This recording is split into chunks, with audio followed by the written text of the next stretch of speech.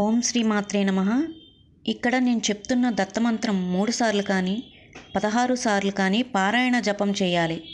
దాని తర్వాత శ్రీ వారాహి స్తోత్రం చదవాలి. నమస్తే భగవాన్ దేవదత్తాత్రేయ జగత్ప్రభో, సర్వబాధా ప్రశమనం కురు శాంతిం ప్రయచ్చ మే. నమస్తే భగవాన్ దేవదత్తాత్రేయ జగత్ప్రభో, సర్వబాధా ప్రశమనం కురు శాంతిం ప్రయచ్చ మే. నమస్తే భగవాన్ దేవదత్తాత్రేయ జగత్ప్రభో, సర్వబాధా ప్రశమనం కురు శాంతిం ప్రయచ్చ మే. భక్త మనోరథ సర్వఫలప్రద శ్రీ వారాహి స్తోత్రం.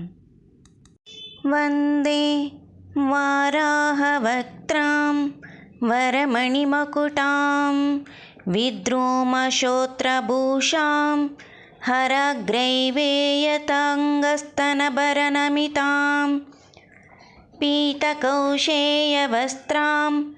దేవీం దక్షోర్ధ్వహస్తే ముసలమదపరం లాంగలం కపాలం వామాభ్యం ధారయంతిం కువలయకలికాం శ్యామలం సుప్రసన్నాం.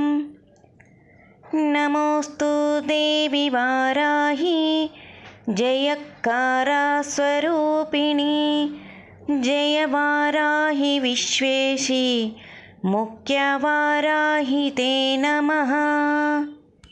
వారాహముఖి వందే త్వాం అందే అందిని తే నమః. సర్వదృష్టా ప్రదుష్టానాం వాక్సాంబనకరే నమః. నమస్తంభిని స్తంభే త్వాం జృంభే జృంభిని తే నమః.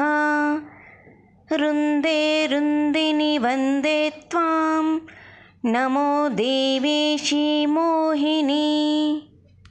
స్వభక్తానాం హి సర్వేషాం సర్వకామప్రదే నమః. బాహోస్తంభకరిం వందే జిహ్వాస్తంభనకారిణీం.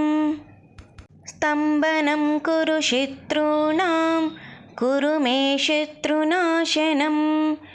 శీఘ్రం వశ్యం చ కురు మే యాజ్ఞౌ వాగ్గాత్మిక స్థితా. చతుష్టయా రూపే త్వాం శరణం సర్వదా భజే. హుమాత్మికే ఫడ్రూపేణ జయ అధ్యాననే శివే. దేహి మే సకలాన్ కామాన్ వారాహి జగదీశ్వరి. నమస్తుభ్యం నమస్తుభ్యం నమస్తుభ్యం నమో నమః. ఇతి భక్తమనోరథ సర్వఫలప్రద శ్రీ వారాహి స్తోత్రం. లోకా సమస్తా సుఖినో భవంతు. ఓం శాంతి, ఓం శాంతి, ఓం శాంతి.